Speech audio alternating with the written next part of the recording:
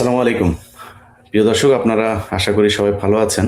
আমরা অত্যন্ত গুরুত্বপূর্ণ একটি বিষয় নিয়ে আজকে আলোচনা করব। আমার সাথে যুক্ত আছেন ৩ জন আ প্রাক্তন সামরিক কর্মকর্তা।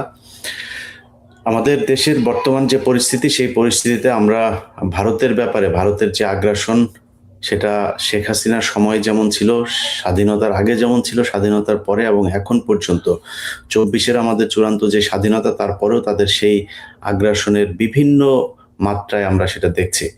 সেক্ষেত্রে আমাদের এই সেনাবাহিনীর কতটুকু শক্তি বাড়ানো দরকার, সক্ষমতা কতটুকু আছে আমাদের এবং চ্যালেঞ্জ কি, কি? আমরা যদি ভারতের সাথে আসলেই একটা প্রতিযোগিতামূলক সম্পর্কে যেতে চাই, সেই ক্ষেত্রে আমাদেরকে কি, কি করণীয়? সেই বিষয়গুলো নিয়ে আজকে আলোচনা হবে। আমার সাথে ৩ জন সামরিক কর্মকর্তা আছে। আমি নাম আর বলছি না, আপনারা সবাই চেনেন তাদেরকে। ১ম এ আমরা চলে যাই সোজা lieutenant colonel Hasinur Rahman sir আপনার কাছে।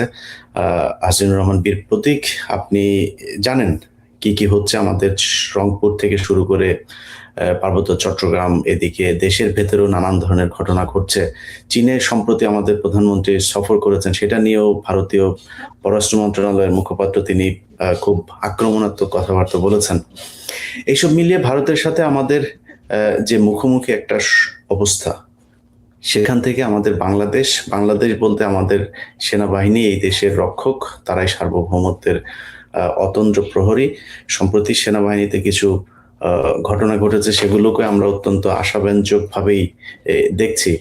প্রাক্তন কিছু সামরিক কর্মকর্তা যাদেরকে তাদের পদ পদবি বিভিন্ন ধরনের সুযোগ সুবিধা সেগুলো ফেরত দেওয়া হয়েছে। আরো কিছু কর্মকর্তা আছে, যার মধ্যে আমাদের এখানে রেজাউল করিম তিনিও আছেন। এরকম কিছু কর্মকর্তা, তাদের ব্যাপারেও এখনো পুনর্মূল্যায়নের কাজ চলছে। তো এই বিষয়গুলো নিয়ে সেনাবাহিনীর প্রতি আমাদের যেমন আশা আছে, তেমন আমাদের হতাশাও আছে অনেক কিছু। গত ১৫ বছরে সেনাবাহিনীর কোনো আধুনিকায়ন করা হয় নাই। সেনাবাহিনীর জন্য আমাদের মূল টার্গেট যেটা আপনারা একসময় করতেন আমাদের পার্শ্ববর্তী দেশকে কেন্দ্র করে, সেই টার্গেটটিও আমরা আসলে পাকিস্তানে নিয়ে গিয়েছি। এসব মিলিয়ে আমাদের সেনাবাহিনীর যে পেছনের দিকে ফিরে গিয়েছিলাম, সেখান থেকে নতুন করে ফিরে আসা এবং সেনাবাহিনীর জন্য আসলে এই মুহূর্তে করণীয় কি? বিসমিল্লাহির রহিম। উপস্থিত সবাই আসসালামু আলাইকুম। আমরা অনেক রক্ত, অনেক কষ্টের বিনিময়ে বর্তমানে আমরা ২৪-এর একটা বিপ্লবের পর একটা দেশ সোজা হয়ে দাঁড়ানোর চেষ্টা করতেছে। আমাদের সেই পুরোনো খোলস থেকে বেরিয়ে আসতে আমাদের অনেক সময় নিচ্ছি। তারপরও একটা নির্বাচন হলো, বিএনপি সরকার ক্ষমতায়, উনি চাচ্ছেন ফিরে আসতে আগের জায়গায়। আমরা প্রথম দিকে চরম হতাশ ছিলাম, কিন্তু আমাদের প্রধানমন্ত্রী চীন সফর আমার মনে হয় ভারতের যথোপযুক্ত একটা জবাব হয়েছে। আওয়ামী লীগকে ব্যান করা হয়েছে, আমার মনে হয় আরো কিছু কঠিন সিদ্ধান্ত নেওয়া উচিত। আশা যাক ভারত আমাকে কেমন দেখতে চায়। ভারত সবসময় আমাদের দেখিয়েছে যে আমি তার রাজ্য, আমি তার চেয়ে নিচে, আমাদের স্বাধীনতাকে সে মূল্যায়ন কখনো করে নাই। আর যা আমরা এতদিন বলতে পারিনি, তাই আমরা এখন বলছি। ৪৭ থেকে শুরু করে অদ্যাবধি ভারত সবসময় আমাদের পিছনে লেগেছিল। তার সেভেন সিস্টারের জন্য সে আমাদেরকে স্বীকার করতো না। এমন দুর্ভাগ্য আমাদের যেমন আওয়ামী লীগ, আর তার এই ভারতের অখণ্ড ভারতে বিশ্বাসী ছিল এবং তেমনটাই সে পছন্দ করত। দেশের মধ্যে যে সকল চুক্তি উনি করেন, সকল চুক্তি ভারতের স্বার্থে করেন। এই দেশের জনগণকে উনি কখনই মূল্যায়ন করেন নাই। এখন এই ভারত আসলে কি চায়? ভারত সবসময় চায় আমরা তার প্রজার মতো থাকবো এবং যা ইচ্ছে তাই উনি করবেন, আমরা কোনো প্রতিবাদ করতে পারবো না। এবং এই জিনিসটা থেকে আমরা বেরিয়ে আসতে চাই। ভারত যে আসলে খুব শক্তিশালী জাতি তা না। ভারতের শত্রু তো আমরা একা না, ভারত আছে পাকিস্তান, বিপক্ষে আছে চায়না, বাংলাদেশ। এই ৩ সেক্টর ভারত হ্যান্ডেল করার মতো সামর্থ্য ভারতের নাই। ইভেন একটা সেক্টর আজকে আমাদের কিন্তু 10 ডিভিশন, অর্থাৎ ভারতের ৩০ ডিভিশন সৈন্য লাগবে, যেটা সে কোনোদিন পারবে না। তারপর ভারতের যে ইন্টারনাল সিকিউরিটি সমস্যা রয়েছে, এই সেভেন সিস্টার থেকে শুরু করে পাঞ্জাবের যে খালিস্তান, ওদিকে আছে ঝাড়খণ্ড, আরো অনেক অনেক, এইটা আসলে কতটা ইন্টারনাল সমস্যা রেখে বই সমস্যা করার কোনো সামর্থ্য তার নাই। ভারত সেই 71-এর সময় থেকে জর্দাব দিচ্ছে বাট ওই কোনো সাহসিকতার ভূমিকা রাখতে পারে নাই। আপনি দেখেন, আমরাই ভারতকে 71 স্বাধীনতা এই সম্মানটা ফিরাই দিছি। সে তো বরাবরই হেরে আসতেছিল চীনের সাথে, পাকিস্তানের সাথে। 71-এর মুক্তিযুদ্ধরা তাকে চরম সহযোগিতা করে, যার জন্য একটা বিজয় ভারত পায় হাতে। বাস্তবিক হতে কি, এটা ভারত জানে। ভারতের সেই সামর্থ্য নাই বাংলাদেশে ঢুকে এসে শেখ মুজিবুরকে রক্ষা করতে পারতো বা পরে আসতে পারতো, আসে নাই। সামর্থ্য থাকলে তো 72 সালে ফেরত যেত না সেনাবাহিনী নিয়ে, আসলে সামর্থ্য নাই। এই অল্প কয়েকদিনে সেনাবাহিনীর মধ্যেই চট্টগ্রামে মারামারি হয়ে যায় সেনাবাহিনীর সাথে ভারতের সেনাবাহিনী, ওই ক্যাপচার ট্যাঙ্ক নিয়ে, যেটা ক্যাপচার করা হয়েছে 65 ওয়ারে পাকিস্তানে। তো ভারত যত লাভ ঝাপ দেখ, তার সেনাবাহিনী আমাদের সেনাবাহিনীতে দূরের কথা, আমাদের আনসারের সমতুল্য না। তাদের তো জোশ নাই যুদ্ধ করার জন্য, কেন করবে? উত্তরপ্রদেশের লোক কেন আসে বাংলাদেশে যুদ্ধ করবে? কিন্তু আমরা বাংলাদেশে বসে যুদ্ধ করব। তা আমাদের বড় শক্তি হলাম এক জাতির দেশ, এটা আমার। এই প্রতিটা ভূমি, ছোট রাজ্য, প্রতিটা ভূমি আমরা সবার এক জাতির, হিন্দু মারমা খ্রিস্টান সবাই আমরা মোটামুটি বাংলাদেশি, এবং এর 99 বাঙালি, এর পৃথিবীর কোথাও নাই। এটা বিশাল একটা শক্তি। আমরা এই শক্তিটাকে সুশীলরা নানা রকম ভয়ভীতি দেখাইয়া চাপায় রাখা হয়েছিল, এখান থেকে আমরা বেরিয়ে আসতে চাচ্ছি। অনেকে অনেক কথা বলে, ভারতের জন্য আসলে আমাদের বড় জিনিসের দরকার শক্তি, সেটার ঐক্য। সবাই কোনো বিভেদ থাকবে না, এখানে কোনো ট্যাগ দেওয়া যাবে না। বাংলাদেশি দেশ রক্ষার জন্য আমরা সবাই ঐক্যবদ্ধ। আমরা কারণ ছাড়া নিজেদেরকে ধ্বংস করব না।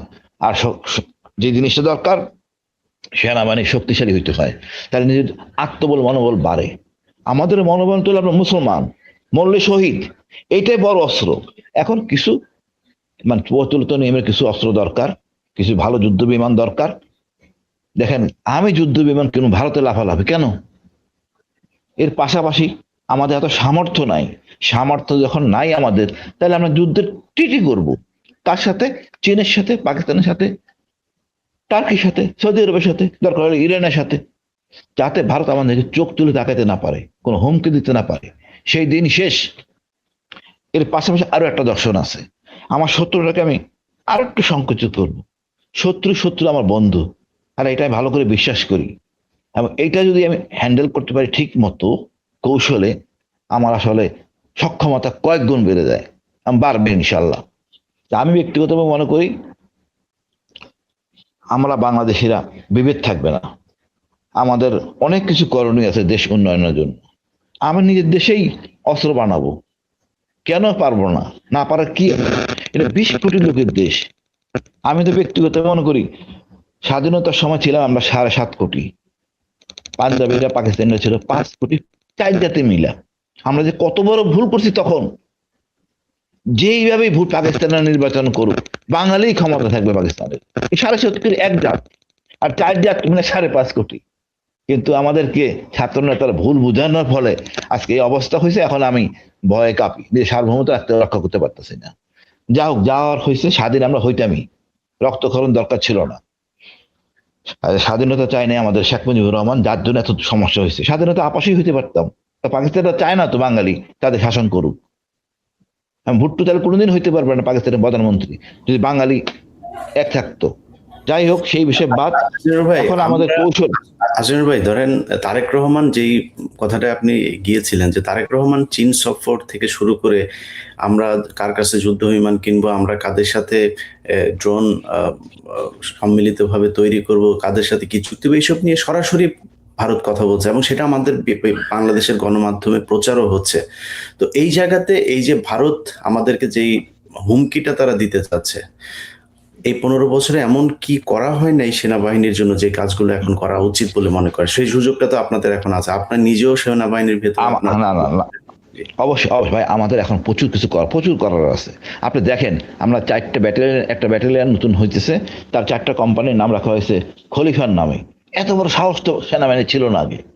বিডিআর খালি লাশ রিসিভ করতো, লাশ মারতো ভারতীয়রা, আমরা রিসিভ করতাম। এখন বিডিআর সৈনিকরা কথা বলতেছে, এবার চমৎকার কথা বলতেছে, সাথে আছে জনগণ। এই যে পরিবর্তন, এটাই 24-এর পরে পরিবর্তন। এখান থেকে বাঙালি আর পিছনে যাবে না। সাহস আস্তে আস্তে হয়, লক্ষণ সেন থেকে আমরা কিন্তু চরম শিখরে গেছি। ভারত কিন্তু কোনো পরীক্ষা দেয় নাই।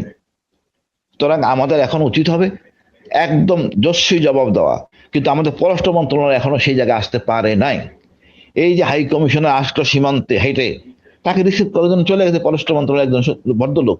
সে তো এখনো সে নিয়োগ পায়নি, কূটনীতিক হয় নাই, পরিচয়পত্র জমা মানে উনি পেশ করবেন পরিচয়পত্র, তারপর উনি স্বীকৃতি পাবেন উনি কূটনীতিক হবেন কিনা। আগেই চলে গেছে, ওই যে আগের চরিত্র রয়ে গেছে ফরম্যাটের মধ্যে। এই চরিত্র খরচ থেকে বেরোতে হবে। আমরা কথা বলতেছি, এখন অনেকেই কথা বলে, এইটাই আমাদের অ্যাচিভমেন্ট, 24-এর অ্যাচিভমেন্ট, যে আমরা ভারতকে যে আমার শত্রু, মানে আমিত্র শত্রু, এটা 24 বুঝাইছে, আমরা এখন বুঝি, সবাই আমরা বুঝি। এই যে হিল ট্যাক্সের সমস্যা, এই হিল ট্যাক্সের ভারত দায়ী, অন্য কেউ দায়ী না। অদ্যাবধি কোন রাজনৈতিক নেতা হিল ট্যাক্সের সমস্যা নিয়ে ভারতকে চাপ দেয় নাই, কেন তুমি এই কাজটা করছো। হিল ট্যাক্সের অস্ত্র দেওয়া, প্রশিক্ষণ দেওয়া, শান্তিবাহিনী সৃষ্টি, প্রায় 30,000 বাঙালি মারা গেছে, সেনাবাহিনী, নৌবাহিনী, সব বাহিনীর লোক। কার জন্য? ভারতের জন্য। আর কিছু কথায় কথায় 10 ট্রাক, কোথায় 10 ট্রাক ছিল অস্ত্র? 2 কিছু অস্ত্র ছিল, তার দেশের লোক অস্ত্র নিয়ে গেছে, আমরা টাকাও দেন, কিছু নেই, আমাদের ভূমি ব্যবহার করছে। এর প্রেক্ষাপটে আমরা কথা বলতে পারি। তো আমাদের কথা হলো, আমাদের রাজনীতিবিদরাও সাহসী হইতে হবে। এরকম রাজনীতি চাই না যারা কথা বলতে পারে না। আমাদের সবার কথা বলতে হবে ভারতের বিপক্ষে, এবং অস্ত্রে আমরা স্বয়ংসম্পন্ন হব, আমরা কূটনীতিকে স্বয়ংসম্পন্ন হব, আমরা সামরিক শক্তিতে অর্থাৎ সার্বভৌম রক্ষা করার জন্য আমি চুক্তি করব। সেই চুক্তি পরমাণু চুক্তি হবে পাকিস্তানের সাথে, চীনের সাথে। আলহামদুলিল্লাহ ভারত এমন সক্ষমতা আমার সাথে কিছু করবে। আর গোয়েন্দাদের কাজ হবে শত্রুকে খুঁজে বের করা এবং তাদের সাথে একটা সম্পর্ক রাখা, যেন যুদ্ধ হলে তারা আমাদের সর্বাত্মক সহযোগিতা করতে পারে, তারাও যেন আমাদের করতে পারে। তাতে আমার অনেক খরচ কমে যাবে এবং সাহসের, যেটা 71 সালে হয়েছে সেটাই রিপিট হবে যদি আগামী যুদ্ধ ভারতের সাথে কখনো হয়। অর্থাৎ আমরা যে কাজটা করে দিয়েছি ভারতের, সেই কাজটা তারা আমাদের করে দিবে যদি আগামীতে কিছু হয়।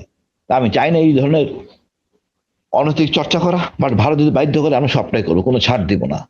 এখন আমরা আসলে 54 বছরে আমরা ভালো নেতাও পাইনি শহীদ জিয়া ছাড়া। এখন সময় হয়েছে, নতুন নতুন নেতা সৃষ্টি হবে, নতুন নতুন দর্শন সৃষ্টি হবে, সেনাবাহিনী ঘুরে দাঁড়াবে এবং শত্রু যেহেতু চিহ্নিত, আমরা সকল পরিকল্পনা আগে থেকে করে রাখবো ইনশাল্লাহ। আমি ভয় পাওয়ার বিশ্বাসী না। এখন আমাদের হলে ঐক্যবদ্ধ থাকতে হবে। ছোট একটা সমস্যা মায়ানমারের সাথে আছে, এটা খুব বেশি সমস্যা না। আমি মনে হয় একটু সাহসী ভূমিকা নিলে এটা সমাধান করা সম্ভব। তবে আমাদের বন্ধু হইতে অকৃত্রিম বন্ধু হবে চীন এবং পাকিস্তান। যে এই ভুলটা হয়ে গেছে পাকিস্তানের সাথে মিথ্যা ন্যারেটিভে, সেখান থেকে উঠে আসতে হবে। এখন সকল সম্পর্ক পাকিস্তানের সাথে করতে হবে, যাতে আর কোনো ভেদাভেদ কিছু নাই। এটা নিয়ে আমাদের সবারই কাজ করতে হবে, ইনশাল্লাহ আমরা কাজ করব। অশেষ ধন্যবাদ ভাই, আসসালামু আলাইকুম।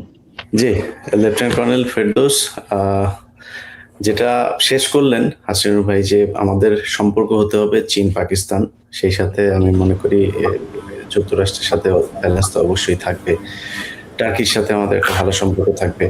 তো আমাদের এটা মাথায় রাখতে হবে যে বাংলাদেশ পৃথিবীতে আমাদের একমাত্র শত্রু হচ্ছে ভারত। তো সেই জায়গায় দাঁড়িয়ে আপনি নিশ্চয়ই সোশ্যাল মিডিয়াতে আমাদের, এমনকি বাংলাদেশের ভেতরে থেকেও অনেকে সরাসরি এখনো সেই একই ধরনের জুজুর ভয় দেখানো, এমনকি গণমাধ্যমে এটা করার চেষ্টা করা হয় যে পাকিস্তানের সাথে কোনো কিছু একটা হইলেই বিশাল আকারে, অথচ তাদের যেটা বললেন যে একজন কূটনীতিক রাষ্ট্রদূত, তিনি রাষ্ট্রদূত হওয়ার আগে তার মানে এই অ্যাপয়েন্টমেন্ট পাওয়ার পরে আগেই তারে রিসিভ করার জন্য আমাদের পররাষ্ট্র মন্ত্রণালয়ে যায়। অথচ পাকিস্তান থেকে আমরা এই তত্ত্বাবধায়ক মানে ইউনূস সরকারের সময় দেখেছি যে, আমি ঠিক মনে নাই কত বছর পরে যেন করাচি থেকে প্রথম জাহাজ আসে বাংলাদেশে, সেটা নিয়ে বিশাল নিউজ, মানে বিশাল, মানে ওইটার ভিতরে মনে হয় তালেবান সব অস্ত্র টস্ত্র নিয়ে বাংলাদেশে চলে আসে, এরকম একটা হাইপ তৈরি করা হয়েছিল। তো এই জায়গাগুলোতে আপনার কি মনে হয় আমাদের ভারতের সাথে এই যে অবস্থা চলছে, এটার জন্য বাংলাদেশ সেনাবাহিনীর বিশেষ করে কি কি করা দরকার? ধন্যবাদ ইলিয়াস ভাই, আপনাকে, আপনার মাধ্যমে আপনার সকল দর্শকের জন্য সালাম এবং শুভেচ্ছা। আজকে একটা খুব গুরুত্বপূর্ণ দিন আমি মনে করি, কারণ আমার খুব 3টা প্রিয় ব্যক্তিত্বের সাথে আমি আজকে শুতে। প্রথমত আপনি, এবং আপনার মাধ্যমে আমি মেজর ডালিমকে সরাসরি দেখেছি, যিনি, আমি বলবো যেটা, যে মেজর ডালিমকে বাংলাদেশ সেনাবাহিনীর অনেকেই খুব শ্রদ্ধার চোখে দেখে বা খুব ভালোবাসার চোখে দেখে, অন্তত আমি দেখি। এটা আমাদের স্বপ্নপুরুষ ছিল। সুতরাং এটা আপনি দেখিয়েছেন এবং আজকে আপনার সাথে প্রথম শোতে আসা, আমি নিজেকে সৌভাগ্যবান মনে করছি। দ্বিতীয় ব্যক্তিটি হচ্ছেন এখানে ব্রিগেডিয়ার হাসিন বীর প্রতীক আছেন। ব্রিগেডিয়ার হাসিন বীর প্রতীক উনি আমাদের সেনাবাহিনীর জন্য অবশ্যই একজন অত্যন্ত সাহসী এবং অনেক অ্যাচিভমেন্ট ওনার আছে। একই সাথে আমরা যখন একেবারে কনিষ্ঠ অফিসার, লেফটেন্যান্ট, সেকেন্ড লেফটেন্যান্ট সেই সময়, তখন থেকে আমরা ব্রিগেডিয়ার হাসিনকে, অর্থাৎ তখন উনি মেজর ছিলেন, ওনাকে আমরা আমাদের স্বপ্নের সাহসী একজন অফিসার হিসেবে আমরা দেখতাম। আর তৃতীয় যে ব্যক্তি আমাদের সাথে আছেন মেজর রেজা, উনি আর আমি একসাথে চাকরি করার সৌভাগ্য হয়েছে দুইবার। একবার স্কুল অফ ইনফ্যান্ট্রি অ্যান্ড ট্যাকটিক্সে ওনার একটা প্রশিক্ষণ কোর্সে, সেখানে আমি ইনচার্জ ছিলাম প্রশিক্ষণের, অস্ত্র প্রশিক্ষণে। দ্বিতীয়ত জাতিসংঘ মিশনে আফ্রিকা, লাইবেরিয়াতে আমরা একসাথে কাজ করেছি। তো তিনজন অত্যন্ত প্রিয় মানুষের সাথে থাকার জন্য আমি নিজেকে সৌভাগ্যবান মনে করি। যাই হোক, আমরা টপিকে আসি।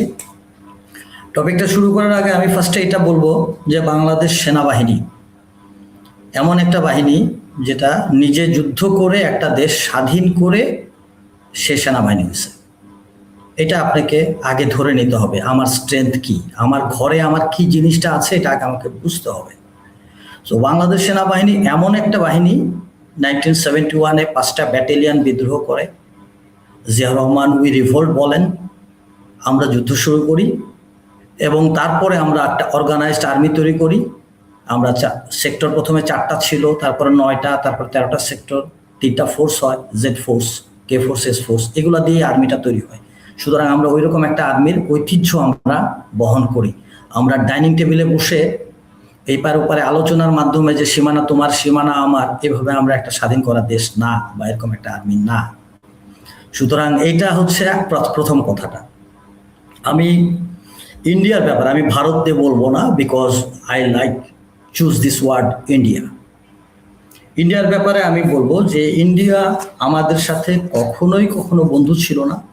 যতই আমরা বলি প্রাণের বন্ধু, যতই আমরা বলি পরীক্ষিত বন্ধু, যতই আমরা স্বামী স্ত্রী সম্পর্ক বলি, আমাদের আগের কিছু দালাল যেগুলো বলে গেছে, যতই আমরা বলি যে ইন্ডিয়াকে যা দিয়েছি সারা জীবন মনে রাখবে, ইন্ডিয়া যদি মনে রাখতো তাহলে হাসিনা চলে যাওয়ার পরে ইন্ডিয়া গজলডোবা ড্যামের পানি ছেড়ে দিয়ে আমাদের ডুবাতো না, রিক্সাওয়ালার আন্দোলন করতো না, আনসারের আন্দোলন করতো না, তত্ত্বাবধায়ক সরকারকে ডিস্টার্বে ফেলাতো না। আমাদের সম্মানিত প্রধানমন্ত্রী চায়নাতে যাবেন, কি এজেন্ডা নিয়ে যাবেন, কিভাবে কথা বলবেন, এগুলা নিয়ে নাক গলাইতো না। বাংলাদেশ ফাইটার প্লেন কিনবে কি না কিনবে এটা নিয়ে কথা বলতো না, পরীক্ষিত বন্ধু। সো এখন আমি উল্টা দিক দিয়ে যাচ্ছি। উল্টা দিক দিয়ে গেলে আমরা যদি প্রথমে যাই, ইন্ডিয়া 1971-এ ইন্ডিয়া কেন আসছিল আমাদেরকে হেল্প করতে? ইন্ডিয়া 1971-এ অ্যাবসলুটলি আসছিল বিকজ ইন্ডিয়ার মাঝখানে পাকিস্তান ছিল। দুই সাইডে ইন্ডিয়া, মাঝখানে পাকিস্তান, অর্থাৎ ইস্ট পাকিস্তান, যেটা আমরা বাংলাদেশ।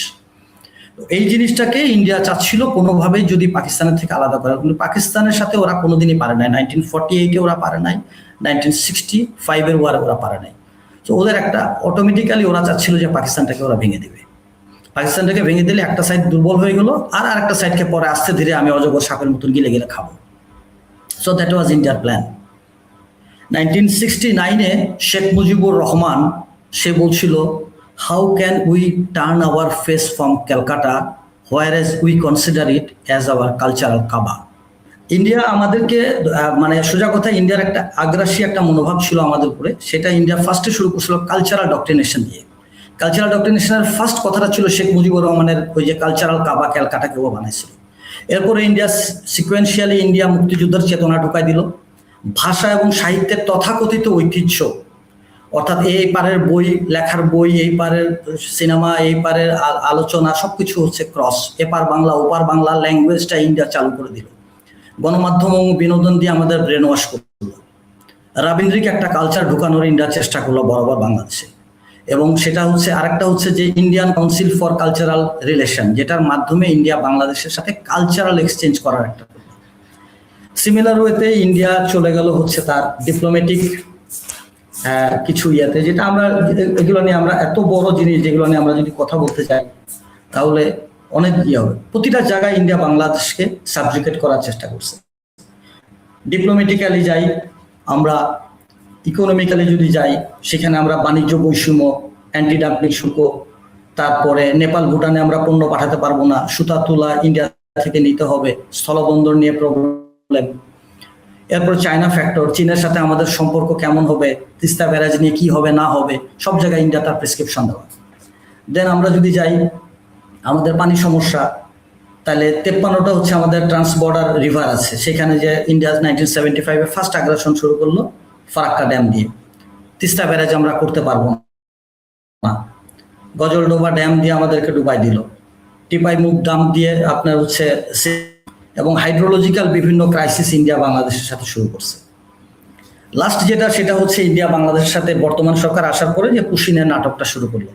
সেখানে ইন্ডিয়া বাংলাদেশে দেখা যাচ্ছে যে আমাদের মোটামুটিভাবে বাংলাদেশের প্রতিটা জায়গায়, যে এই লাল ম্যাপে আপনি দেখেন যে বাংলাদেশের প্রায় প্রতিটা ইঞ্চি থেকে, কুমিল্লা থেকে যদি শুরু করি অ্যান্টি ক্লকে যদি ঘুরে আসি একেবারে পঞ্চগড় দিনাজপুর হয়ে একেবারে সাতক্ষীরা পর্যন্ত প্রত্যেকটা জায়গায় ওরা পুশিনের ট্রাই করছে। অ্যান্ড দেন নেক্সট লাইন, সেখানে আপনি দেখেন ওরা ওদের দেশের ভিতরে ওরা সিলেক্টেড এমন ভাবে, ওরা কিন্তু বাঙালি না, বাংলাদেশি না, ইন্ডিয়ান লোকদেরকে বাংলাদেশে ঢুকানোর জন্য ওরা বিভিন্ন হোল্ডিং সেন্টারে নিয়ে আসে, সেখানে ওয়েটিং করার পরে যে জায়গাতে ওরা মানে কাতুকুতু দেওয়ার মতন যে জায়গাতে দুর্বল পায় ওইভাবে ওরা ঢুকায় দেয়। সো এই পুশিংটা দিয়ে ওরা কি করলো, বাংলাদেশটাকে ওরা আর একটু ডিস্টার্ব করা শুরু করলো। মানে এটা জাস্ট বর্তমান সরকারের এন্ডুরেন্সটা টেস্ট করার জন্য ইন্ডিয়া এগুলো করতেছে।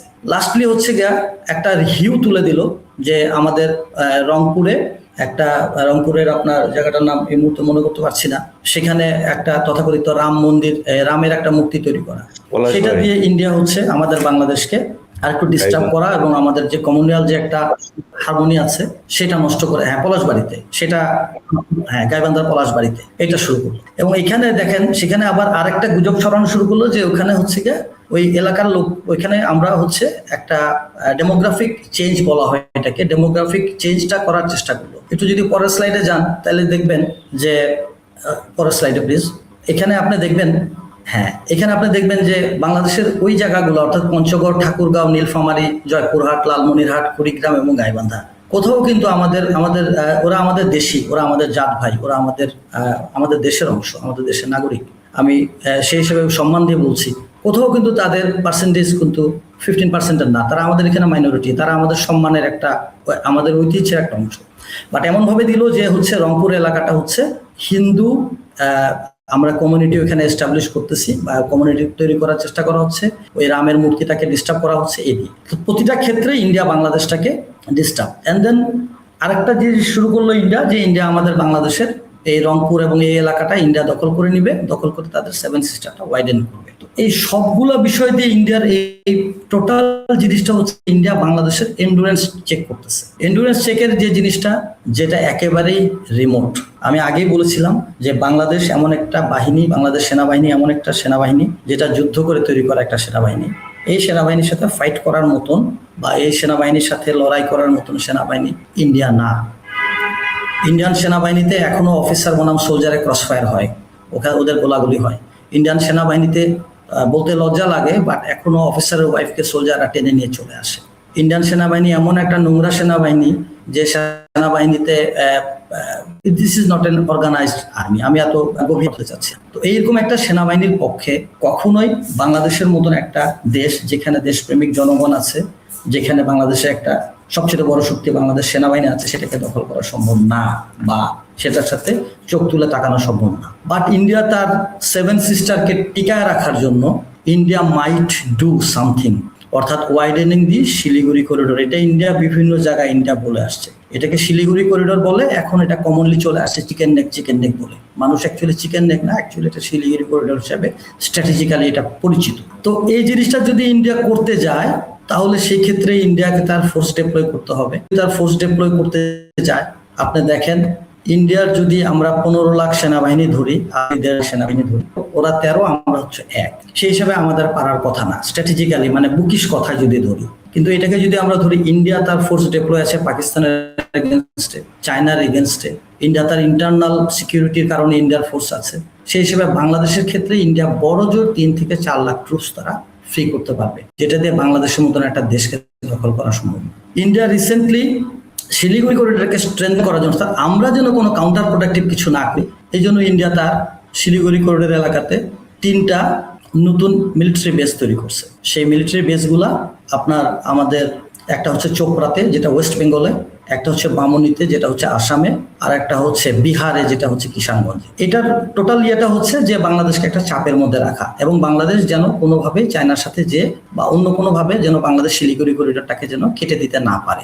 মূল মুদ্রা কথাটা হচ্ছে এখানে একটা আপনাকে আমি একটু পিছনে নিয়ে যাব। আপনি যদি 12 নম্বর স্লাইডে যান একটু কাইন্ডলি, 12 নম্বর স্লাইডটাতে আপনি একটু দেখবেন যে ইন্ডিয়ার 1599 কিলোমিটার ট্রাভেল করা লাগে যদি শিলিগুড়ি করিডোর দিয়ে যায়। আর ইন্ডিয়া যদি ঢাকার ভিতর দিয়ে যদি যায় তাহলে সেক্ষেত্রে ইন্ডিয়ান রেলওয়ের এটা একটা প্ল্যান। এর পরের স্লাইডটা কাইন্ডলি ভাই। ইন্ডিয়া যদি বাংলাদেশের ভিতর দিয়ে হাসিনার আমলে যে ট্রানজিটের যে প্ল্যানটা ছিল সেটা যদি করে, তাহলে ইন্ডিয়া বাংলাদেশের ভিতর দিয়ে গেলে মাত্র ইন্ডিয়ার লাগবে হচ্ছে গিয়া 495 কিলোমিটার। তো 495 কিলোমিটার ভালো না 1590 কিলোমিটার ভালো? ডেফিনেটলি ইন্ডিয়া এই জিনিসটা চয়েস করবে। বাংলাদেশ যেহেতু এই জিনিসটাতে ইন্ডিয়ার সাথে বর্তমান সরকার এবং তত্ত্বাবধায়ক সরকার, আগে যেটা ছিল ইন্টারিম গভর্নমেন্ট, তারা যেহেতু এটাতে অনেকগুলো হাসিনার চুক্তিগুলো ক্যান্সেল করে দিছে, সুতরাং ইন্ডিয়া চাবে যে ইন্ডিয়ার সেভেন সিস্টার্সের ট্রুপস মোবিলাইজেশন বা তার অন্যান্য লজিস্টিক্স পাঠানোর জন্য ইন্ডিয়া চাবে যার সেভেন সিস্টারটাকে ওয়াইডেনিং করতে। তো এই ওয়াইডেনিংটা যদি ইন্ডিয়া করতে চায় তাহলে ওখানে একটা মিলিটারি অপারেশন করতে হবে। তো এই মিলিটারি মাস্টার করতে হবে। হোয়ারেজ আমাদের ওখানে আছে কত, দুটা ডিভিশন, বগুড়া ডিভিশন এবং রংপুর ডিভিশন। তাহলে সেটা আমাদের যারা মিলিটারিতে, যারা বড় সার্ভিসে যারা আছেন, তারা এখন এই মুহূর্তে ডিসিশন নেবেন। বাট আমরা যদি ওইভাবে চিন্তা করি যে এটা কখনো পসিবল না, ইন্ডিয়ার পক্ষে একটা ড্রিম। বাট হিস্ট্রি আমাদেরকে এটা শিখাইছে, এটা সত্যি কথা, পুরা হবেই, আজ হোক কাল হোক, কোনো না কোনো জায়গায় যুদ্ধ হবে। জি, ইনশাল্লাহ সেটার জন্য বাংলাদেশের মানুষ এবং সেনাবাহিনী সবাই প্রস্তুত আছে। ফেরদৌস ভাই, আপনি সেটার জন্য প্রিপেয়ার থাকে। 6 মিনিট গত পদিনকে বৃদ্ধি করার কোনো স্কোপ দেয় না। ইন্ডিয়া বিভিন্ন চাপে হাসিনার মাধ্যমে তৈরি করতে দেয় নাই। বাংলাদেশ এয়ারফোর্সের নতুন এয়ারক্রাফট আনার কোনো স্কোপ ইন্ডিয়া তৈরি করে দেয় নাই। বাংলাদেশ সেনাবাহিনীকে মডার্নাইজ করতে দেওয়া হয় নাই। বাংলাদেশ সেনাবাহিনীর ডক্ট্রিন চেঞ্জ করে দেওয়ার চেষ্টা করা হয়েছে। তথাকথিত কিছু ইন্ডিয়ার দালাল, কিছু এক্স মিলিটারি অফিসার, যারা একটা কাগজ, দিস ইজ সারপ্রাইজিং, আমি একটা খবর বলি, একটা ওয়ান পিস অফ পেপার, একটা পিস বলে নিজের হাতে বলে বাংলাদেশ সেনাবাহিনী ডক্ট্রিন বলে লিখে গেছে, এবং এটা দিয়ে তারা হাসিনার আমলে অনেক জিন্দাবাদ নিয়ে গেছে। তো বাংলাদেশ সেনাবাহিনীকে মডার্নাইজ করতে হবে। মডার্নাইজ করতে গেলে যে জিনিসটা লাগবে সেটা হচ্ছে সব ইন্ডিয়া হেড যে জিনিসটা, অর্থাৎ ওই হেড না, সে আমার নেইবারিং কান্ট্রি, ওইভাবে হেড না, বাট যে হেডটা তৈরি করতে হবে সেটা হলো যে আমার ইনভেশন আসতে পারে ইন্ডিয়া থেকে। সেই হিসাবে আমাকে প্রিপেয়ার রাখা এবং আমার দেশটাকে ওইভাবে, আমার সেনাবাহিনীটাকে ওইভাবে ট্রেনিং দিয়ে তৈরি করে রাখা। এই যে সাইকোলজিক্যাল যে ইম্প্যাক্টটা আমার ভিতরে পড়বে বা আমার সোলজারের ভিতরে পড়বে, সেই জিনিসটা আগে তৈরি করে। প্রথমে যদি আপনি মেন্টালি যদি আপনি না তৈরি থাকেন, যেমন আগে ইন্ডিয়া কখনো আমার দেশ যুদ্ধ আসবে না, আমাদের দেশ দখল করবে না, এরকম কিছু কাব্যিক কথা আগে বলা হয়েছে, পরীক্ষিত বন্ধুটন্ধু বলা হয়েছে। এই জিনিসগুলা দিয়ে আমাদের মনটাকে অন্যভাবে ডাইভার্ট করে দেওয়া হয়েছে। ইন্ডিয়ান দালাল অনেক তৈরি করা হয়েছে। বাংলাদেশ সেনাবাহিনীতে সবার আগে যেটা তৈরি করতে হবে সেটা ডক্ট্রিনাল চেঞ্জটা করতে হবে। রেজাউল ভাই, আপনি আপনার বক্তব্যটা করেন। দর্শক সহ এবং আমার সাথে উপস্থিত শ্রদ্ধেয় ব্যক্তিবর্গ যারা আছেন, সবাইকে আসসালামু আলাইকুম। আমি একটা সহজ কথা দিয়ে আমার বক্তব্যটা শুরু করি। আমরা প্রায় সময় একটা কথা শুনতে পাই, বিভিন্ন সময় যখন বলা হয়, এবং এটা আমি আওয়ামী লীগের সময় খুব বেশি শুনতাম, যে বাংলাদেশের নিরাপত্তা নিয়ে কেন এত উৎকণ্ঠা কাজ করবে। ভারতের তরফ থেকে একটা কথা আসতো যে ইন্ডিয়া তো বাংলাদেশের নিরাপত্তার জন্য ইন্ডিয়াই আছে, বাংলাদেশ কোনো সমস্যায় পড়লে তো ইন্ডিয়াই দেখবে।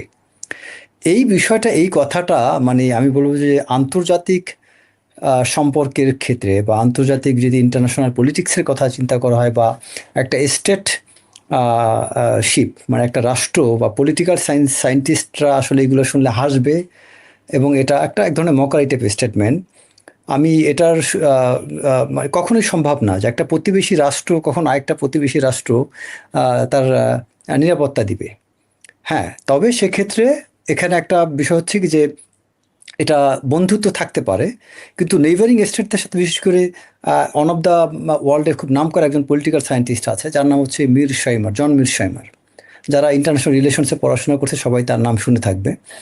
তো মিরশাইমারের একটা হচ্ছে কি যে কখনোই ওনার ফ্রেমওয়ার্ক অফ অফেন্সিভ রিয়েলিজম একটা থিওরি আছে ওনার, সেখানে উনি পরিষ্কার করে একটা কথা বলছেন যে কখনোই ইন্টারন্যাশনাল সিস্টেমে, এটা হচ্ছে একটা ইন্টারন্যাশনাল সিস্টেম হচ্ছে অ্যানার্কিক, একটা নৈরাজ্যপূর্ণ সিস্টেম। এই অ্যানার্কিক সিস্টেমে কখনোই একটা স্টেট আরেকটা স্টেটের বন্ধু হতে পারে না, বরং একটা স্টেট সব একটা স্টেটের জন্য আরেকটা স্টেট সবসময় অনিবার্য, মানে একদম ইনএভিটেবলি হচ্ছে সিকিউরিটি কম্পিটিশনে থাকে সবসময়। সবসময় একটা নেইবারিং স্টেট আরেকটা নেইবারিং স্টেটের কাছে একটা সিকিউরিটি কম্পিটিশনের এক ধরনের ট্র্যাপে আবদ্ধ থাকে, যে চাইলেও কখন একটা নেইবারিং স্টেট, একটা প্রতিবেশী রাষ্ট্র আরেকটা প্রতিবেশী রাষ্ট্র বন্ধু হতে পারে না, বরং তারা এই প্রতিবেশী রাষ্ট্র সবসময় চায় কিভাবে তার পাওয়ারটাকে বৃদ্ধি করতে পারবে। এবং এই স্ট্রাকচারটা এমনভাবে তৈরি করা যে তারা এটা একটা unpredictable nature of global system, যেখানে সবসময় গ্রেট পাওয়ারগুলো চায় তার কন্টিনিউয়াসলি তার পাওয়ারটাকে ম্যাক্সিমাইজ করতে। এবং তারা তারা এক ধরনের অ্যাগ্রেসিভ এক্সপানশনের দিকে যায়। সবসময় তারা অ্যাগ্রেসিভ এক্সপানশন করতে চায় কি জন্য? টু এনশিওর তার ওন সার্ভাইভাল অ্যান্ড সিকিউরিটি, নিজের অস্তিত্ব, নিজের সিকিউরিটি, নিজের নিরাপত্তার জন্য সবসময় তারা এক্সপানশন দিতে যায়। তারপর আরও একটা কথা আছে যে স্টেটগুলো সবসময় সেলফ ইন্টারেস্টটা দেখবে, নিজের স্বার্থ দেখবে, কখনোই কোনো স্টেট নিজের স্বার্থের বাইরে যাবে না। এই জায়গায় কিন্তু ভারত এই জায়গায় ঠিক আছে, আপনি ইন্ডিয়াকে গালি দিতে পারেন, বাট একটা জায়গায় ইন্ডিয়াকে অ্যাপ্রিসিয়েট করতে হবে তার নিজের রাষ্ট্রের ক্ষেত্রে। সেটা কীরকম? ইন্ডিয়া কিন্তু নিজের ইন্টারেস্টটা সে নিজে দেখতেছে, বাংলাদেশ কিন্তু নিজের ইন্টারেস্ট নিজে দেখছে না। আপনি বাংলাদেশ যদি ইন্ডিয়ার জায়গায় হইতো তাহলে বাংলাদেশ কি খুশি হইতো যে তার পাওয়ার বাড়ানোর জন্য সে যা যা করছে সব ঠিক আছে, কিন্তু আমরা বাংলাদেশিরা কখনো এই জিনিসটা আমরা বুঝি না। আপনি খেয়াল করে দেখেন যে আমরা যদি ইন্ডিয়ার সাথে একটা স্বাধীন রাষ্ট্র হিসাবে আমরা যদি মাথা উঁচু করে দাঁড়িয়ে কথা বলতাম, তাহলে কিন্তু এই যে আজকে দেখেন কত 2-3 বছর 1.5 বছর আমাদের ভিসা বন্ধ ছিল। বাংলাদেশের প্রধানমন্ত্রী যখন চায়না গেল, চায়না ভিজিটের পরেই দেখেন আমাদের ভিসাটা খুলে দিল। তার মানে বিষয়টা কি দাঁড়াইলো? একটা রাষ্ট্র যখন অন্য একটা রাষ্ট্রের সাথে সোজা হয়ে দাঁড়ায়, যখন সে বুঝিয়ে দেয় যে তুমি আমাকে কিছু দিলে আমি তোমাকে দেব, if you don't give me I am not going to pay you, এই জিনিসটা যখন একটা রাষ্ট্র একটা প্রতিবেশী রাষ্ট্রকে বুঝাতে পারে, তখন কিন্তু তার পাওনাটা সে ঠিকই পায়। আরেকটা হচ্ছে যে একটা রাষ্ট্রের ক্ষেত্রে পাওয়ার শব্দটা, পাওয়ারটাকে আন্তর্জাতিক সম্পর্কের ক্ষেত্রে পাওয়ারের দুইটা টাইপ অফ পাওয়ার থাকে, একটা হচ্ছে হার্ড পাওয়ার, একটা হচ্ছে সফট পাওয়ার। এই যে কিছুক্ষণ আগে ফেরদৌস স্যার একটা কথা বলছিলেন যে যে বিষয়টা, যে ভারত যেভাবে বাংলাদেশের সাথে যে কাজগুলো করছে, এই ম্যাক্সিমাম জিনিসগুলো দেখেন ভারত কিন্তু হার্ড পাওয়ার অ্যাপ্লাই করছে না, ম্যাক্সিমাম বাংলাদেশের সাথে সফট পাওয়ার অ্যাপ্লাই করতেছে। বর্তমান বিশ্বে কিন্তু হার্ড পাওয়ারের চেয়ে সফট পাওয়ারের ইনফ্লুয়েন্সটা অনেক বেশি। আর বাংলাদেশের মতো রাষ্ট্রের জন্য আমি মনে করি সবচেয়ে বড় ঘাটতি এই জায়গাটাতে। বাংলাদেশ কখনো হার্ড পাওয়ারে, হ্যাঁ মিলিটারি বিশেষ করে আর্মির দিক থেকে বাংলাদেশ অনেকটা ভারতের সাথে পেরে উঠতে পারে, কিন্তু এয়ার সুপ্রিমেসিতে ভারতের ধারে কাছেও দাঁড়াতে পারবে না। পাকিস্তানের যেটা আছে, আমাদের এয়ারফোর্স অনেক দুর্বল। বর্তমান ওয়ার্ল্ডে কিন্তু সবচেয়ে বেশি পাওয়ারফুল তারাই যাদের এয়ার সুপ্রিমেসিটা অনেক স্ট্রং। যে কারণে বাংলাদেশের প্রধানমন্ত্রী যখন চায়না যায় তখন দেখবেন ভারতের মারাত্মক একটা উদ্বেগ তৈরি হয়েছিল। কারণটা কি? কারণ ওই আপনার এয়ার ফাইটিং জেটগুলো যদি বাংলাদেশে আনা হতো, এটা পুরো সাউথ এশিয়ার মধ্যে বাংলাদেশ একটা পাওয়ারফুল স্টেটে পরিণত হতে পারতো। বাংলাদেশ এয়ার সুপ্রিমেসিতে একটা অনন্য দৃষ্টান্ত স্থাপন করতে পারতো যদি এই চায়না থেকে এই এয়ারক্রাফটগুলো বাংলাদেশে আনতে পারতো। এবং যে কারণে এটা পুরো শুধু ভারত না, পুরো south Asia, south east Asia এই অঞ্চলটায় বাংলাদেশ একটা অনন্য উচ্চতায় চলে যেত। কারণ পুরো বিশ্ব আপনি খেয়াল করে দেখেন, ইরান আমেরিকার সাথে ইসরায়েলের সাথে ফাইট করতে যেয়ে সম্পূর্ণ এয়ার সুপ্রিমেসিতে টিকে আছে তার ড্রোনের মাধ্যমে। কোথাও কিন্তু ল্যান্ড ওয়ারে সেটি মানে ভালো অবস্থায় নাই। তো এই জায়গায় বাংলাদেশের জন্য আমরা এয়ার সুপ্রিমেসি যেহেতু এই মুহূর্তে বাড়াতে পারছি না, সো আমাদের সফট পাওয়ারটা কীভাবে হতে পারে? বাংলাদেশের জন্য এই মুহূর্তে সবচেয়ে বড় সফট পাওয়ার হচ্ছে আপনার state to state relationship, balance of power নীতি মেনটেন করা। সিকিউরিটি ডিলেমার মধ্যে যখন থাকে তখন কি করে, একটা স্টেট আরেকটা স্টেটের সাথে বিভিন্নভাবে হার্ড পাওয়ার বৃদ্ধি করে অথবা সফট পাওয়ার বৃদ্ধি করে। তো বাংলাদেশ ভারতের সাথে যে ধরনের সিকিউরিটি ডিলেমার মধ্যে আছে, এই জায়গাটায় বাংলাদেশের উচিত এখন এককভাবে চায়নার প্রতি নির্ভরশীল না হওয়া, এককভাবে পাকিস্তানের প্রতি নির্ভরশীল না হওয়া। বাংলাদেশের উচিত এখন আবার বাংলাদেশের এটাও উচিত হবে না ভারতকে শত্রু বানানো। বাংলাদেশের উচিত হবে সবার সাথে সুসম্পর্ক রাখা। এখন ভারত চায়না বলে আপনি চায়নার সাথে সম্পর্ক রাখবেন না, ভারত চায়না বলে পাকিস্তানের সাথে সম্পর্ক রাখবেন এটা না। আবার ভারতের সাথে বন্ধুত্ব মানে এই না যে আপনি তাকে সব দিয়ে স্বামী স্ত্রীর সম্পর্ক বানায় ফেললেন। বন্ধুত্ব মানে হচ্ছে তুমি আমাকে এটা দেবে, আমি তোমাকে ওটা দেবো। তুমি আমাকে কালচারালি তুমি আমার থেকে এটা নিবে, আমি তোমার কাছ থেকে কালচারালি আমি এটা নেবো। তুমি আমাকে এই ধরনের সাপোর্ট দেবে, তোমাকে ওই ধরনের সাপোর্ট দেবো, and that should be rational.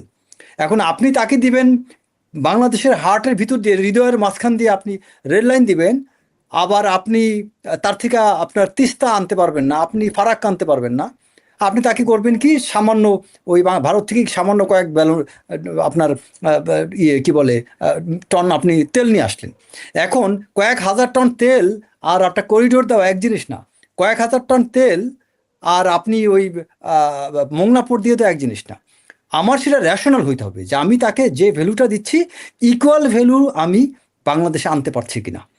এই জায়গাটাতে আমাদের অনেক বড় ঘাটতি। এবং বাংলাদেশের যারা এখন পররাষ্ট্র বিশেষ করে মন্ত্রণালয়ের দায়িত্বে আছেন, আমাদের হুমায়ুন কবির, উনি যথেষ্ট আমি মনে করি খুব একটা অভিজ্ঞ না হলেও উনি যা পারফর্ম করছেন আমি ব্যক্তিগতভাবে অত্যন্ত খুশি। যে আমার সত্যি কথা এক্সপেকটেশন খুবই কম ছিল তার সম্পর্কে, বাট আমি দেখলাম সে ভালো কাজ করতেছে। সো সাহস নিয়ে যদি আমাদের অভিজ্ঞতার চেয়ে বেশি দরকার এই যে হুমায়ুনের মতো এই সাহসটা। আমার বাংলাদেশে বহু অভিজ্ঞ আছে, কিন্তু চোর বাটপার অসৎ দুর্নীতিবাজগুলো যত অভিজ্ঞ হোক লাভ নাই। আপনি আপনার 100 বছর বয়স্ক একটা অভিজ্ঞ চোরে যদি বসাতেন লাভ নাই। আমার হুমায়ুনের মতো সাহসী অনভিজ্ঞ দরকার, যার মধ্যে নীতি আছে, নৈতিকতা আছে, সৎ সাহস আছে, যে সাহস নিয়ে বুক উঁচু করে বলতে পারবে যে তুমি এটা দিবা, আমি তোমাকে ওইটা দেবো, বা তোমাকে এটা পরোয়া করার আমার সময় নেই। সো এই বিষয়গুলো আমাদের অত্যন্ত দরকার। এবং পররাষ্ট্র নীতির ক্ষেত্রে আমাদের এই ব্যালেন্স অফ পাওয়ার বা আপনার state to state relationship, diplomacy, এই জিনিসগুলো যারা ভালো বুঝে সেই ব্যক্তিগুলোকে আমাদের এখানে রাখা উচিত। আপনার আরেকটা বিষয় হচ্ছে, আমি এখানে একটা জিনিস বলি যে ভারত দেখবেন যে আপনার এই যে কিছুদিন আগে রংপুরে গাইবান্ধা যে ঘটনা ঘটলো, এখানে দেখেন এই জায়গাটাতে এত বছর শেখ হাসিনার আমলে কিছু করা হইলো না। শেখ হাসিনা তাদের এত ঘনিষ্ঠ এলাই বন্ধু, তার আমলে কিন্তু এই মন্দিরের কথা মনে পড়লো না। মন্দিরের কথা মনে পড়লো কবে? এই এখন। আবার তারপর অন্তর্বর্তীকালীন সরকার, ইউনূস সরকার গেল, তাদের সময় কাজ শুরু করলো, কেউ আওয়াজ তুললো না। তার মানে ইউনূস সরকার তারও এক ধরনের মুনাফিকি বাংলাদেশের সাথে করেছে। কিভাবে? সে তারও অপেক্ষা ছিল কিছু কিছু জটিল বিষয়গুলো পরবর্তী পলিটিক্যাল গভর্নমেন্ট, কিন্তু গণতান্ত্রিক প্রক্রিয়া যে সরকার হবে তারপর চাপাই দিবে। বাট একটা বিষয় হচ্ছে যে এই মুহূর্তে বাংলাদেশের মধ্যে জন্য যে দায়, একটা অর্থনৈতিক যে সংকট, এই সংকটের মধ্য দিয়ে এই যে এই ধরনের যে গাইবান্ধা যে বিষয়গুলো, এগুলো বাংলাদেশের জন্য অনেক বড় একটা প্রেশার। সো এই জায়গাটায় মাথা গরম না করে, উস্কানিতে না পড়ে আমাদের এটা কৌশলে ট্যাকেল করতে হবে। যেমন অনেক জায়গায় দেখা যাচ্ছে যে কিছু জায়গায় যে সাদা পতাকায় কালেমা নিয়ে অনেক জায়গায় পতাকা উড়িয়ে দিছে। এটা কি আমাদের সত্যিকার অর্থে প্রকৃতপক্ষে আমাদের কোনো ইসলামিক চিন্তাবিদ বা স্কলার বা কোনো প্রকৃত মুসলমানরা কি এটা করছে? আমার তো মনে হয় এইটা একদম অ্যানার্কিক সিচুয়েশন তৈরি করার জন্য এইটাও তো আমাদের অন্য কোনো রাষ্ট্রের কেউ চরেরা এটা করতে পারে। এটা বাংলাদেশের মধ্যে একটা নৈরাজ্য তৈরি করার জন্য। তো আমাদের এগুলো বুঝতে হবে যে অনেক কিছু আমাদের বাংলাদেশে ধর্মের দুর্বলতা নিয়ে অনেক কিছু কিন্তু হয়। যেমন একটা হিন্দু যদি বাংলাদেশে লা ইলাহা বা আল্লাহু আকবার বলে এক জায়গায় একটা আঘাত করে, তো মিডিয়াতে এটা ছড়া যাবে যে এখানে বাংলাদেশি মুসলমানরা আল্লাহু আকবার বলে এটা করতেছে। কিন্তু যে এটা বলে এটা করছে সে আসল মুসলমান না হিন্দু, এটাই কিন্তু আমরা জানি না। আবার আরেকটা বিষয়, বাংলাদেশে উচ্চ বর্ণের কিছু হিন্দু আছে, যে বিশেষ করে চক্রবর্তী ব্রাহ্মণ যারা, এদেরকে দেখবেন খুব অঘটনে নাই, কিন্তু মুন্নি শাহর মতো অনেক চরিত্র আছে বাংলাদেশে। এখন সব হিন্দুকে একভাবে জাজ করা যাবে না, ঢালাভাবে সব হিন্দুকে দায়ী করা যাবে না, কারণ আমাদের দেশে অনেক হিন্দু আছে সমস্ত কিছু পরে এই দেশ ছেড়ে যায়। আবার আরও একটা ইতিহাস আমি বলি, 47-এর যখন ভারত পাকিস্তান বিভক্ত হয়, 52 বা 53 সালের দিকে জওহরলাল নেহরু একটা কথা বলেছিল। জওহরলাল নেহরুকে প্রশ্ন করা হয়েছিল, আমি সংক্ষেপে বলি, যে বাংলাদেশ থেকে যে আপনি পাকিস্তান থেকে সব হিন্দু নিয়ে আসলেন, বাংলাদেশ থেকে হিন্দু কেন নিলেন না? এটা কিন্তু অত্যন্ত গুরুত্বপূর্ণ একটা তথ্য, যে কেন আপনি পাকিস্তান থেকে হিন্দু নিয়ে আসলেন, বাংলাদেশ থেকে কেন হিন্দু আনলেন না? তখন তিনি একটা কথা বলেছিলেন যে বাংলাদেশে যারা হিন্দু আছে সব সব হিন্দুই ভারতীয় নাগরিক না। কথাটা ওনার আমি কোটটা আমি একটু ভুল বলছি আমি, যে মানে সে কথার দ্বারা যেটা মিন করতে চেয়েছে যে এই ভারতে বাংলাদেশে যে হিন্দুদেরকে রেখে গিয়েছে, এরা ভারতের নাগরিক কিন্তু বাংলাদেশে সে বসবাস করবে। তাদেরকে তাদের ওনারশিপ কনফিডেন্সটা কোথায়? তার মানে এই হিন্দুদেরকে সেখানে রেখেছে বাংলাদেশকে তার একটা অঙ্গরাজ্য বানানোর জন্য। এটা জওহরলাল নেহরু সেই 53 সালে তার কথার মধ্যে প্রকাশ করে দিয়ে গেছেন। সো বাংলাদেশে এখানে আবার এমন, তার মানে সব হিন্দু না, অনেক হিন্দু আছে এই বাংলাদেশের মাটিতে থেকে তারা বাংলাদেশের সাথে গাদ্দারি করে নেই। সো সেই ব্যক্তিদেরকে আমরা যদি এখন অবমূল্যায়ন করি, তখন কি হবে? ভালো মন্দে একসাথে হইয়া সবাই আমাদের বিরুদ্ধে খেপে যাবে। সো আমাদের ওই বিষয়টা খেয়াল রাখতে হবে। আমাদের বাংলাদেশের জাতীয়তাবাদ, বাংলাদেশের স্বার্থ রক্ষার জন্য আমাদেরকে প্রচণ্ড কৌশলী হইতে হবে। অনেক ট্রাপে পা দেওয়া যাবে না, অনেক জায়গায় মাথা গরম করা যাবে না, অনেক শব্দ অনেক বলা যাবে না। আমাদের জি, শক্তিটা আমার মনে হয় কথা পরিষ্কার। মানে বিষয় হলো যে যারা হিন্দু আছে, আমরা হিন্দুরা আমাদের ভাই, আমরা হিন্দুদেরকে করি না। কিন্তু যেই সব হিন্দুরা এই কট্টর এই মুসলিম বিরোধী এবং বাংলাদেশ বিরোধী কার্যক্রমের সাথে জড়িত, তাদেরকে আমার মনে হয় আইডেন্টিফাই করা এটা গোয়েন্দা সংস্থার জন্য খুবই। এক্স্যাক্টলি এই রংপুরের ঘটনায় তারা কোত্থেকে টাকা পেয়েছে, কি হয়েছে, কি করেছে, কারা কি উদ্দেশ্যে করছে, এগুলো আমার মনে হয় ফাইন্ড আউট করা গোয়েন্দা সংস্থার জন্য খুবই কঠিন। আমি আপনার একটা বক্তব্যের জায়গায় শুধু আমার দ্বিমত জানায় রাখি, সেটা হচ্ছে যে আপনি বলেছেন যে ভারতকে আমাদের শত্রু বানানো যাবে না। ভারত বাই বর্ন আমাদের শত্রু। ভারতের আজকে না, ভারত 1947 সালের থেকে তাদের মাথায় আছে যে আমাদেরকে কিন্তু করতে চায়নি তারা।